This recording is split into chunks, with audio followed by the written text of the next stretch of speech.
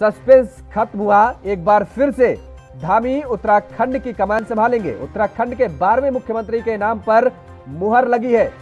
पुष्कर सिंह धामी ही अगले मुख्यमंत्री होंगे। उत्तराखंड के विधायक दल के नेता ने इस नाम को एक बार फिर से चुना है। विधायक मंडल दल की बैठक में सीएम पुष्कर सिंह धामी के नाम पर मुहर लगी है। पुष्कर सिंह धामी को विधायक दल का नेता चुना गया है। तो उत्तराखंड में सीएम को लेकर चल रहा लगातार जो सस्पेंस चल रहा था उस पर अब विराम लग विकास ही नहीं करेगा, बल्कि उत्तराखंड का एक बहुआयामी विकास होगा, ऐसा मेरा विश्वास है। सर, जब आप आए हैं लगभग 6 महीने तक सरकार चलाकर पुष्कर धामी ने इस उत्तराखंड में एक अपनी छाप छोड़ी है और यही कारण है भारतीय जहां तक मोदी जी का नेतृत्व केंद्र में और यहां पर पुष्कर धामी 6 महीने के अंदर जो अपनी छाप छोड़ी है उसका परिणाम इस चुनाव में स्पष्ट रूप से देखने को। सर, प्रधानमंत्री नरेंद्र मोदी जी ने आपको यहाँ पर और पार्टी ने आपको पर्यवेक्षक बनाकर भेजा, तो क्या संदेश था पुष्कर सिंह धामी जी को लेकर के या अन्य नेताओं के लिए? किस तरह से देखते हैं धामी जी को? सरकार चला चुके हैं, सरकार कैसे चलाई जाती है इस बात को अच्छी तरह समझते हैं। इसलिए मैं उत्तराखंड का एक समग्र विकास होना चाहिए। इसी लक्ष्य को लेकर हमारी उत्तराखंड की सरकार पुष्कर धामी के नेतृत्व में काम करेगी। इसके प्रति मैं पूरी तरह। सर, आपको लगता है कि अब मुख्यमंत्री बदलने की जरूरत नहीं पड़ेगी 5 सालों में? पुष्कर धामी को अपनी तरफ से तहे दिल हार्दिक बधाई देता हूं। आज पर्यवेक्षक के रूप में हमारे साथ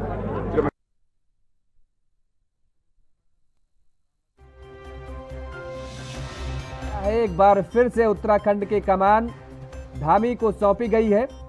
अभी आप सुन रहे थे रक्षा मंत्री हमारे उत्तराखंड के भारतीय जनता पार्टी एक आखिरी सवाल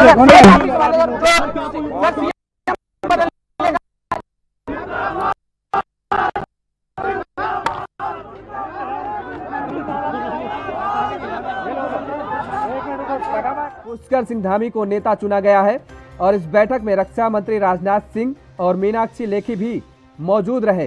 ये दोनों नेता आज एक विशेष प्लेन से देहरादून पहुंचे थे।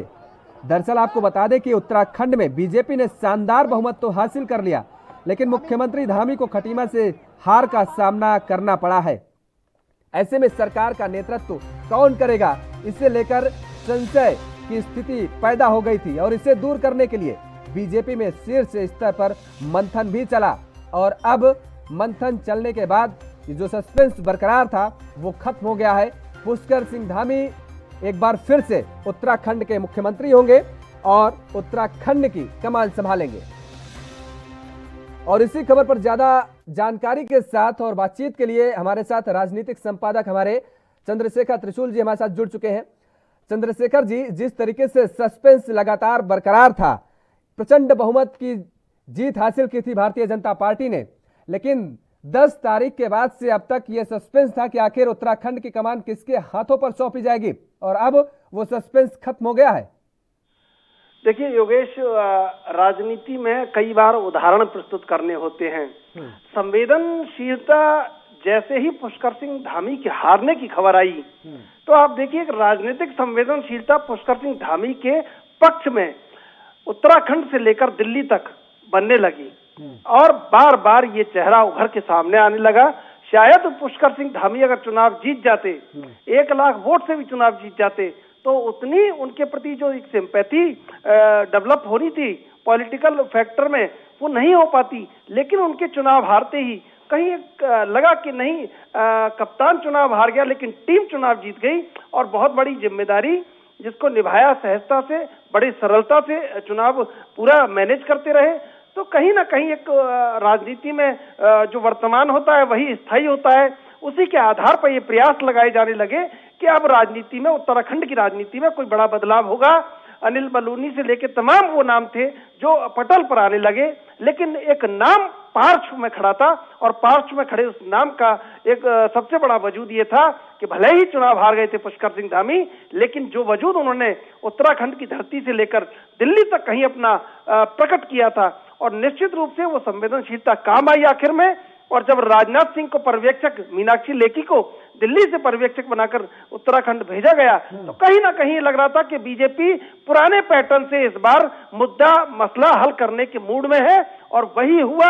राजनाथ सिंह ने जब ये कहा कि पुष्कर सिंह धामी विधायक दल के नेता चुने गए हैं, तो निश्चित रूप से आप मानिए राजनाथ सिंह को भेजने का साफ इशारा था कि जो एक राजनाथ सिंह पुराने नेता है भाजपा के, समझते हैं, बहुत चीजों को समझते हैं, यही वो राजनाथ सिंह है जिन्होंने नरेंद्र मोदी का नाम प्रधानमंत्री पद के लिए नॉमिनेट किया था। तो कहीं ना कहीं बहुत स्पष्ट हो गया था राजनाथ सिंह को भेजने से कि मामला बहुत अच्छे से सुलझेगा और वही एक नाम उभर के सामने आएगा।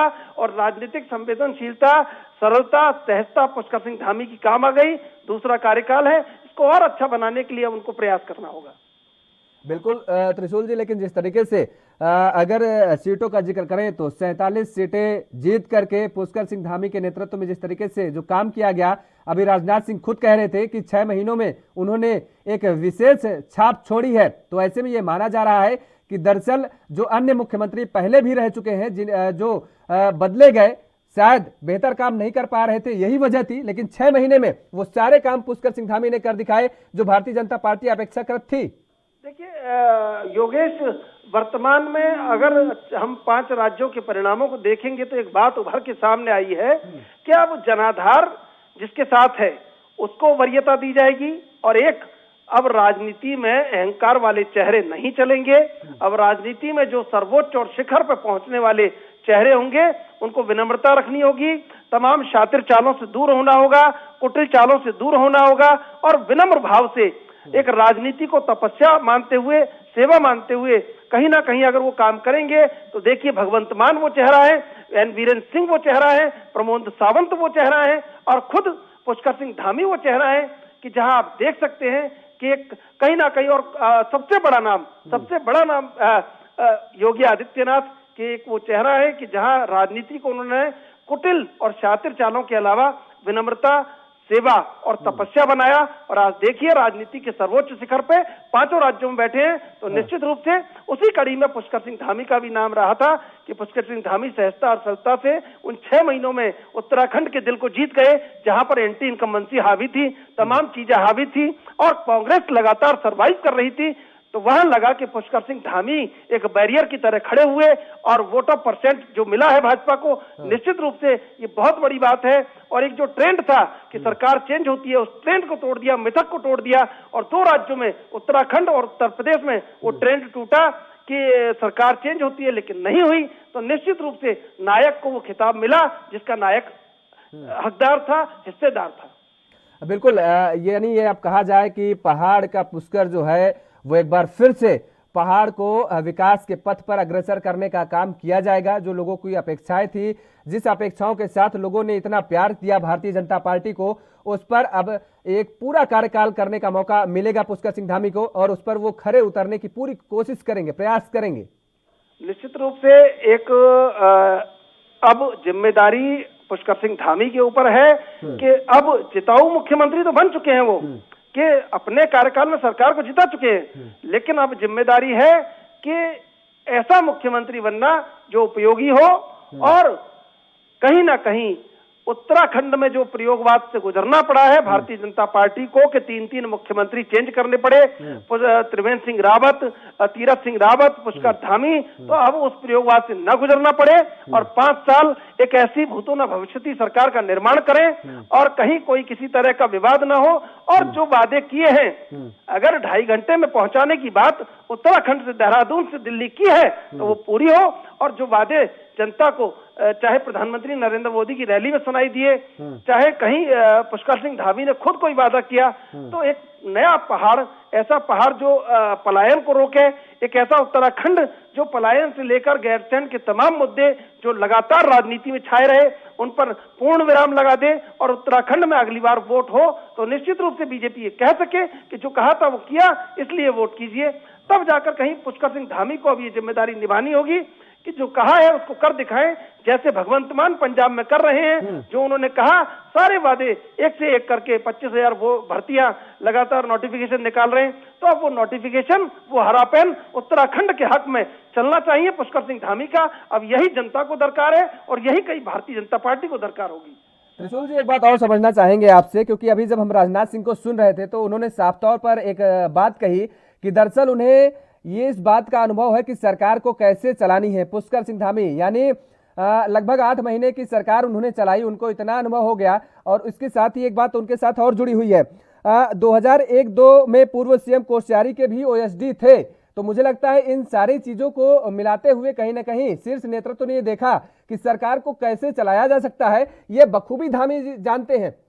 इस वजह से अगर वो दृश्य आप देख रहे हो और पूरे जो दर्शक वो दृश्य देख रहे हो, जब राजनाथ सिंह बयान दे रहे थे मीडिया को, तो पुष्कर सिंह धामी जो पीछे खड़े थे बगल में, बिल्कुल कहीं बिल्कुल एक सपाट चेहरा, कोई भाव उस पर नहीं, किसी मुख्यमंत्री के होने का भाव नहीं, हारने का भाव नहीं, एक पार्टी कार्यकर्ता, एक ऐसा सहज सरल व्यक्ति होने का भाव कि निश्चित रूप से जहां खड़ा कीजिए वहां खड़े रहेंगे। तो वो भाव ही आज जीत गया है। और अब पुष्कर सिंह धामी के लिए जो अब एक नया नेतृत्व, एक नई कमान शुरू हुई है, मंत्रिमंडल का विस्तार होना, तमाम चीजों का, और राजनाथ सिंह का भी आशीर्वाद कहीं ना कहीं पर्यवेक्षक के रूप में मिला, और राजनाथ सिंह कमान संभालने उतरे, तो निश्चित रूप से अब राजनाथ सिंह जो घोषणा करते हैं उसका जो वजूद होता है, उसका अपना एक ऑरा होता है, तो उस वजूद को भी कहीं ना कहीं पुष्कर सिंह धामी को साबित करना होगा। और राजनाथ अगर बीच में उतरे हैं तो ये पुष्कर सिंह धामी के लिए भी बहुत बड़ी बात है। योगेश, बिल्कुल, चलिए, बहुत बहुत शुक्रिया तमाम सारी जानकारी देने के लिए, हमारे साथ चर्चा करने के लिए। चंद्रशेखर त्रिशूल जी जुड़े हुए थे, राजनीतिक संपादक हैं। तो उत्तराखंड के 12वें मुख्यमंत्री के नाम पर मुहर लग गई है। एक बार फिर से उत्तराखंड की कमान, उत्तराखंड की बागडोर पुष्कर सिंह धामी के हाथों पे सौंपी गई है।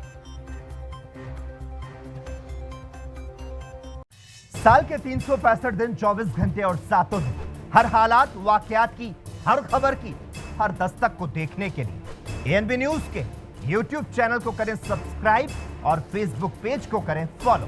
उठाइए रिमोट और जुड़िए एएनबी न्यूज के साथ। टाटा स्काई चैनल नंबर 1927 और एयरटेल चैनल नंबर 356 पर अब ANB news Jio TV, mobi app, Airtel Xstream OTT, Instagram, Twitter, Google Play और ऐप स्टोर पर भी अवेलेबल है। एएनबी न्यूज, आपकी बुलंद आवाज, आपकी बात।